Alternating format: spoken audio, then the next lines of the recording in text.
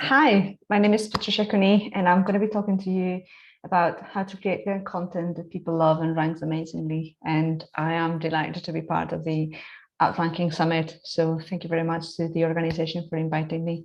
I'm very, very passionate about the topic that I'm going to be talking about. So let's crack on. And I hope that you will get a lot of very useful information and valuable resources from my talk. So on to the agenda. I'm going to do a very short introduction about myself because you may not know me, may have never heard about my name or what I do. So I'll introduce myself, and then I'll talk about content marketing. I'll talk about the things that I think make content great. I'll talk about content strategy. It's something I'm going to tap on. Talk about how to create a great brief and how to recruit great talent that writes amazing content for you or your brand. Move on. So a quick intro, as you may have noticed before my accent, I'm originally from Barcelona in Spain, and I used to work as a journalist for print media and as a TV reporter. I did that for around a decade. I retrained in 2011 as a digital marketing, and I'm specialized in content marketing. Content marketing is what I've been doing non-stop since 2011. I run the leading travel blog about Scotland, which is called Mad About Travel, since 2011. It's in Spanish, and during peak tourism season, it has around 100,000 page views. It's a very, very niche thing, so it's pretty impressive that I went from writing for who I thought would just be my mom to reaching like a huge audience. And I've done that through content marketing mostly. That was also the start of my journey with content marketing, because that's what I tested, all the things I wanted to try. After that, I also led the content strategy in Spanish for Skyscanner for, I think, around 7 years. So that's a big chunk of time. I managed to increase organic traffic by 2,000% for the new site, where I crafted articles that got more than 200 comments and a lot of like positive engagement from users and readers. I also led the branded content team at Skyscanner, and that team was responsible for crafting content marketing campaigns in partnership with tourism boards and airlines. And I am currently the head of content at Mock Media, where I help clients achieve results and goals through content marketing strategy and content marketing delivery. So as you can see, I have a lot of experience, and that is what I do, and I absolutely love it. I love words, and that's what drew me to journalism, and that's also what took me on the path to content marketing, and that is what I am right now. I'm sure you all know this because you're in this summit, but I have to say it, useful content should be at the core of your marketing, no matter your niche or your sector. You need content to reach people.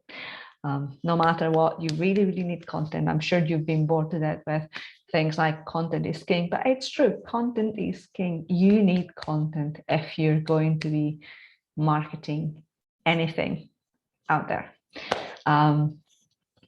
To keep it short, content marketing is a strategic marketing approach focused on creating and distributing valuable, relevant, and consistent content to attract and retain a clearly defined audience, and ultimately drive profitable customer action.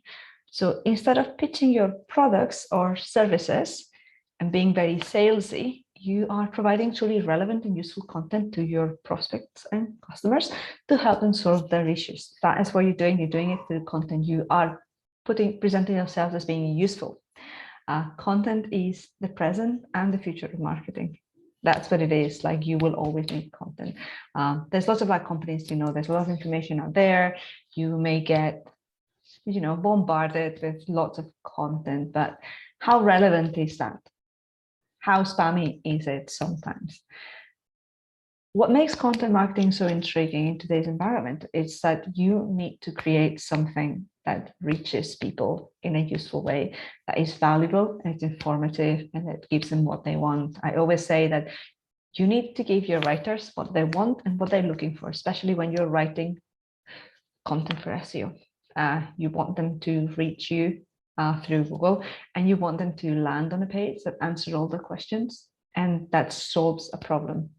And that is what will make them remember you, because you will have given them something that they want and that they need. Why does it matter? There are specifically 3 key reasons and benefits for enterprises that use content marketing: increased sales, cost savings, and better and more loyal customers. That, it tells itself. Increased sales in the sense that, for example, like you will be increasing sales if you're giving people what they want. If you are giving them valuable information, even if they're not at the point in which they need to buy, if you've been useful to them, you will be in the top of mind and they will come back to you when they need to buy something. That is what you're selling. They will not go to your competitors. They will have some sort of like loyalty, and I'll tap into that like a little bit in a while. And cost savings. Instead of having to promote things and push things out there and pay for promotion and pay for like social media campaigns or PPC, which everything is fine, honestly, like everything is part of like a content, like a marketing campaign. But if you're doing content for SEO, you're going to be getting cost savings because you're basically paying for the content to be created. And if it's evergreen, it resonates and is well optimized, it will live on the internet, it will live on your site, it will bring you a steady amount of traffic every day, every month, every year. And you will only have paid for the production of that content. So it will save you money in the long run in terms of distribution. And then the better and more loyal customers.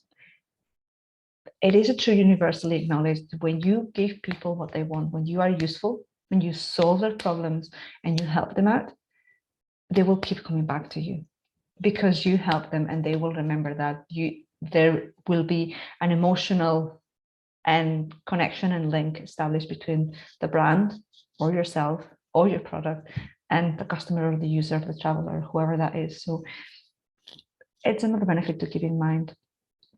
Marketing is impossible without great content. Like, you need content. You need somewhere where people will land. So regardless of what type of marketing tactics you're using, content marketing should be part of your process, not something separate. And quality content is and should be part of all forms of marketing. For example, when you're doing social media marketing, a content marketing strategy should come before your social media strategy, because you will need those pages on the site where you're going to be making your social media followers land. When we talk about SEO, search engines reward businesses that publish quality, consistent content. So you need to be there. You need to be giving people what they want, what makes their life easier, what sorts out their problems and solves their issues. When you're working PR, a successful PR strategies address issues readers care about. So you need to have your stuff out there.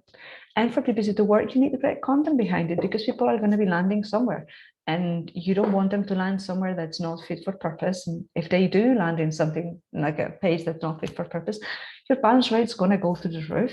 Your time on page is going to be really low, and people will leave, and Google will identify those as really, really bad like signals, and you may not rank so well anymore. So yeah, just create stuff that makes people want to stay on your page. And yeah, content is key to driving inbound traffic and leads too. So yeah, content strategy is amazing. It's great. You need to craft it. And I'll tell you in the next few slides what are the steps that I follow when I'm creating like a content marketing strategy in a very, very brief way, because I'm sure like someone else is going to be elaborating on that. But if you need more information, just like you can reach out. Basically, to sum it up, to be effective at content marketing, it is essential to have a documented content marketing strategy. Without content marketing strategy, you're not really like you're shooting aimlessly. You need to have a plan, strategy, goals, and you need to go there. One of the things is like, what makes content great? Basically, content that I think, and anyone out there who knows content marketing, it's great. It's content that is actionable, that makes people take an action, content that is either new or unique, content that's relevant, content that's optimized for SEO, because if not, no one's going to find it. Content that, if possible, is evergreen, which means that it has like a very long shelf life and is useful to people in the long run. Does it solve a problem? Does it help people? Like, how useful is it, what you are putting out there? How are you helping humans? Because in the end, you're going to be read by humans. How are you helping them? It needs to be content that is well written. No one wants to land on a page that is, poorly written, like bunch of like jargon that you can't read, that it's confusing, that you don't know when where a sentence ends or starts and all that. Just, it needs to be well written, well structured, and it needs to be engaging. It needs to be something that makes you keep reading and it keeps you interested in the topic and the subject. And at the same time, you need to show your expertise in your content. You need to show people why you are their go-to person, company, brand for certain things and for your niche. You need to actually showcase why you are the best in that and why you are the answer to their particular problem in this case. I'm going to be showing some examples. This is like a few examples of pages that I have either worked in directly or that I think are making a great job at doing content marketing. So to the left, you will see there's Motors.co.uk. It's a British site about like, it's kind of like a marketplace to buy secondhand cars and like that kind of stuff. So we did revamp the new site with the Best Cars Hub that showcases listicles and guides on how to find the best cars for certain needs and types of users and that kind of stuff. So in the first 6 months, the 8 out of 10 best performing articles on their whole site were coming from this hub. They're having a huge chunk of the traffic that they're getting. And that is what you achieve when you create like content that speaks to people. Content that Google understands and ranks, but that also speaks to people and sorts out their problems. The Skyscanner website is known for incredibly comprehensive travel advice and city guides that run very well and help travelers make an informed decision. Yes, they do sell flights, but they have an amazing news site and blog where you can find from city guides to the best advice on how to pack your suitcase or how to get flights. It is super comprehensive. The articles are very well structured. They all have the right things in the right places. They're written really well. And there's a lot of attention to detail to the imaging of it. And they're great. If you haven't checked it out, just go and check it out. It will make you want to book a flight and go somewhere. It's truly inspiring. And these are like the other two examples that I'm giving are two brands that I think are doing an amazing job at content marketing. For starters, MailChimp, they have an amazing hub for learning, among other resources for their customers. If you want to learn email marketing and know more about that, their site is great for that. They give an outstanding service for free to their users. So it is great, and it's also really beautiful. It's very beautifully curated. They've done a fantastic job. No wonder they work quite closely with the Canva. Canva have a great blog, which is the go-to place for anything related to making design easy. Even if you're not in design and even if you're not using their platform, they have lots of information in articles that really truly pack a punch on how to make any design content you put out there more visually appealing and better. So they're doing a fantastic job. They're great companies that have put content at the forefront. And we'll move on into content strategy. As I was saying, content strategy very simply is knowing who you are writing for, why it would be relevant in their lives, and the format and challenge they prefer, as well as what we want them to do after they read it. You need a strategy, because if you don't have a strategy, you need a strategy because their strategy is the foundations of the building you're building. You cannot build a house without foundations, so you need them. You need to know where everything will go. You need to know where you need to put your plumbing. You need to know which sort of materials you need, so you need a strategy. If you ignore investing time in having a clear idea of what you need your content to do, it will do nothing. It won't do nothing. You will spend hours writing and proofreading, putting keywords in there and hashtags, and well, you'll promote it, but you're not going to get like much reaction from people. You need to write something that serves a purpose, and you need to know what the purpose is first, and that's why you need a strategy. Also, when you write content that does not get seen, or worse, get seen, but it's not really appreciated, so aka very high bounce rate, very low time on page, that sends user behavior signals to Google that down ranks your content as a result. So you don't really want that. You want to do something that works for Google, but also works for you. There's basically 3 main steps in content strategy. First one is research, and then there's planning, and then there's execution. Research is key. Even if you have no time to do it, do your research. Knowing what people are interested in, but they will find relevant enough to act on, it takes time, but it pays off.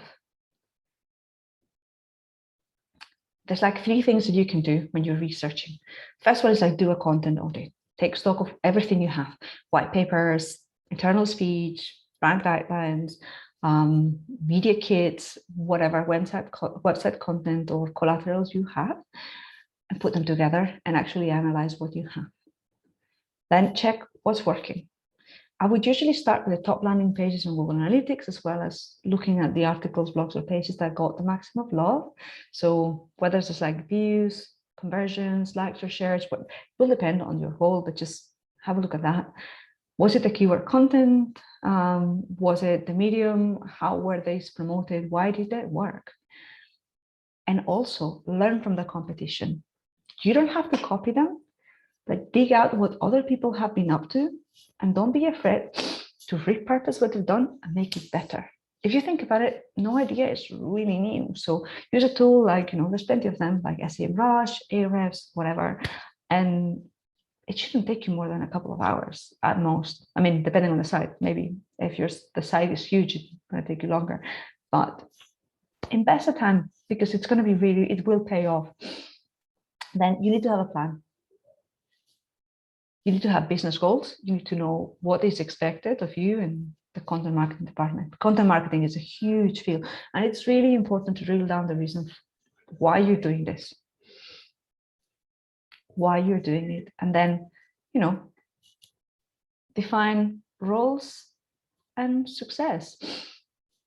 Establish what are the metrics that you're going to be needing.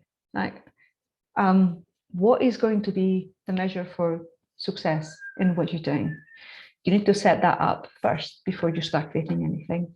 It's also useful to have a user personas and actually know which channels that you're going to be using to distribute stuff. But yeah. And I'm going to move on into execute. Execution is the final part, and it's when you come in and actually you create the stuff, you put it up there, you distribute it, and then you measure it and you optimize it, and maybe you repurpose things. You need a calendar. You need a calendar like the desert needs the rain. It's good to be flexible, and it's good to sometimes improvise and react to things that are happening. But having a calendar will help you, because it will serve as a guideline to plan around. You can plan around it, but at least you will have a set of like content ideas and content deliverables that are going to be going out there on a regular basis, which is what you want. You want to be delivering content on a regular basis. You don't want to put things out there one day and then that's it, you stop. You also need to know what's your budget and how are you going to be promoting stuff. Just know that your life's best work is not going to organically rise to the top. You need to actually figure out, okay, how are you going to be creating stuff? Why? How are you going to optimize? How are you going to be distributing it? And measurement. Fortunately, the digital channels allow you for very accurate measurement of both progress and failure. You can track down more details than you will have time for in this lifetime. You can track your biggest success metrics closely from the start of every new campaign, of every new page you put out there, and then benchmark performance against previous campaigns. Track what's better or worse, and then try to understand why, and then fix things early before the damage spreads. Just that way you can iterate and you can optimize and you can keep refreshing and repurposing what you're putting out there for people. One really good tip that I'm going to give you, and I'm sure you've heard this before, is try and recycle or repurpose performing content. You don't need to reinvent the wheel. You can just figure out like these pieces of content that you have that they're not doing as well as they could. Go back in there, make sure they're optimized, they're answering the right questions, they're helping people. Just make sure like you repurpose things on a consistent basis. It's a very good exercise, and it's also cheaper than creating new content. So So once you've started executing, you need to have a brief. I'm assuming that, well, some of you will be writing the content yourselves, and some of you will be actually outsourcing that into freelancers or writers. Having a brief is super important. Content brief is a set of instructions that will guide a writer on how to draft a piece of content. And that piece of content can be a blog, a post, landing page, a white paper, or any number of other things that require content. Without a content brief, you risk getting back content that doesn't really meet your expectations, that doesn't really solve people's issues, and it doesn't help people. So this not having a content brief will frustrate your writer because you're going to be spending a lot of time giving them feedback that they should have gotten when they got the brief, but it also will require more revisions and it will take more of your time and money. So having a good content brief, it's a lifesaver and a time saver. What makes a content brief SEO focused? Well, an SEO focused content brief is one among many types of content briefs. It's unique in that the goal here is to instruct the writer on creating content that will target a specific search query, question, for the purpose of earning traffic from the organic search channel, aka Google, or whatever like search engine you're using, but mostly Google these days. There are a bunch of things that you should include in your content brief. And this will help you in the long run. So first of all, you need to include your primary query, intent, and target. And there's lots of tools like, Morse Keyword Explorer, SEMrush, Ahrefs, you name it. And they will give you thousands of keyword ideas that could be relevant to your piece of content. Format. You also need to tell people how are we going to structure the content to give it the best chance of ranking for our target query. Is it going to be like an article? Is it going to be a long form, like research study or something like that? Is it going to be listicle? So you need to figure out what format the article needs to be written in to avoid any disappointment. Because if you don't tell them and they come back with a listicle, then that's not what you wanted. It's going to be like harder to explain. You also need to highlight the topics to cover and related questions to answer. So picking the target query helps the writer understand the big idea of the piece. But stopping there means that you're risking them writing something that doesn't comprehensively ask the query intent. So that's why I usually like to include a topics to cover and related questions to answer section in my briefs. And that is where I usually list out all the subtopics that I found that someone searching for the main query would probably also want to know. It's also useful to tell the writer what's the funnel stage. So this is very similar to intent. Is someone searching this term just looking for information? Are they looking for inspiration? Do they want to buy something? So are they at the top, the middle, or the bottom of the funnel? You need to understand that before crafting the content. There's no point in doing something that's very salesy if the people landing, searching for that query, they want to be just inspired and they're not ready to make a purchase yet. You also need to understand what type of audience are you writing for? Who are these people? What do they want? You also need to understand what action do you want them to perform. So do you want them to maybe like download a paper that you put out there? Do you want them to, like gather newsletter signups? So just make sure you include like call to actions and CTAs if that is relevant for yourself. And then also it's very, very useful to give people a ballpark idea of how long the article needs to be. We don't need to be very strict about that. This is not 2005 anymore, but it is usually helpful for writers to understand more or less how long the article needs to be, especially if you tell them how long are the articles that your competitors are ranking for. They may want to do something that's better and more fleshed out. But yeah, just give them like a ballpark idea. It doesn't need to be set in stone. It also helps telling people what are the internal and external link opportunities out there. So basically include a list of all the relevant content that we should link out to from the article, and then all the existing content that we already have on the site that could link to this new piece once it's published. Super useful, I found, like giving people a few links for like competitor content so they can actually see what they're going to be competing against. And then add like a short, very quick, like tick box on-page SEO cheat sheet with tips and resources that will help your writers understand and keep track of the fact that they're putting all the important on-page SEO elements on the page. So that's also quite a useful thing to do.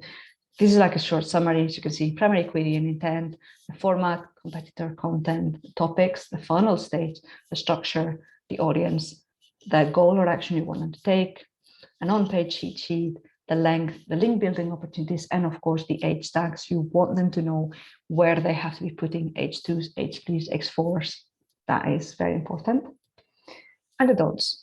These are the things that you shouldn't be doing. Like if you've done like a really, really good brief and you brief people, just, you know, don't provide suggestions after that. The asset has been written. It's not going to be useful for the writer. Just, you've already briefed them. Just like, yes, you can give them feedback if they missed out on something, or there's like a typo or like something small. If it's something major, it should be in the brief. Don't tell them to rewrite or add like a whole new section just because you forgot about that. They're not going to be happy about it. You will be frustrated. It's going to waste a lot of your time. Don't favor keywords with high volume over intent match. Use the keywords that match your intent. The people that are searching for that query, what do they want out of the page? Just don't target things just because the volume is very high, because you can end up with vanity traffic that will never convert, and it's not going to be really useful. So there you go. Also, don't follow blindly keyword tools. Like, don't. Just, there's no point in that. They're just tools.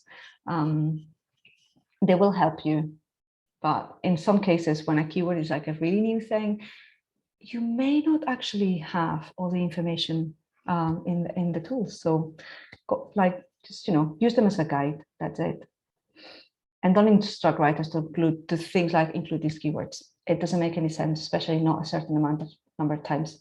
That may have been a thing a long time ago, but it's a bit passé and no one does it anymore. And don't try to jump keywords into articles that were intended for search discovery. Just don't. Like, there's no point in that. Another thing here is, like, you will need to recruit great talent. So basically, what I would say is you need to find people that have amazing writing skills, who are great researchers and that understand SEO. The writing skills are a basic. You need the content you put out there to be spotless, like no typos, very well structured, very readable, very engaging. You also need your writers to be great researchers, because they may have to do a lot of investigation and they have to find other resources.